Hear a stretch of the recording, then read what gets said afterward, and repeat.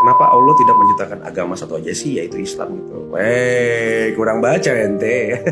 Allah itu hanya meridhoi satu agama, yaitu Islam. Ada di dalam Quran, silakan dibaca. Bagaimana dengan Nasrani, dengan Yahudi? Agama mereka adalah agama Islam. Jadi dari zaman Nabi Adam sampai kita sekarang itu agamanya Islam. Cuman kitab sucinya, kalamullahnya yang memang terrevisi. Quran yang paling mutakhir, yang sudah final revision. Karena kitab-kitab suci sebelumnya diturunkan ke nabi-nabi yang diturunkan, baik Daud, baik Musa, baik Isa alaihissalam, itu memang buat kaumnya Bani Israel. Nah sedangkan Rasulullah Muhammad SAW itu dengan Al-Qurannya buat seluruh umat, buat seluruh kaum sebenarnya gitu. Karena di Islam tuh ada bahasa ahli kitab, orang-orang yang memang waktu itu Islam belum sempurna, belum turun Quran gitu. Itu mereka masih disebut ahli kitab karena mereka masih memegang kitab-kitab sebelumnya, Zabur, Taurat, Injil gitu. Tanyanya kalau dari sisi Islam kan sudah menurut kepercayaan kita, menurut keyakinan kita sebagai orang Islam, bahwa kitab-kitab yang lain itu sudah dirubah sama orang membuat agama seperti Nasrani. Kristen tuh adanya kapan sih? 300 tahun setelah Masehi. Terus Yahudi tuh adanya kapan sih? 900 sebelum Masehi, pas when King Solomon died, kerajaan the kingdom is divided. Ya baca sejarah lah pada dasarnya. Jadi kalau Islam sendiri bukan seperti itu penonggakan agama Islam gitu, bukan seperti itu. Memang sudah ya harafiahnya memang dari zaman Nabi Adam lahir dalam keadaan Islam. Islam sendiri mempunyai artinya submisif, menyerah, berserah. Itu Islam. Artinya Islam adalah submisif,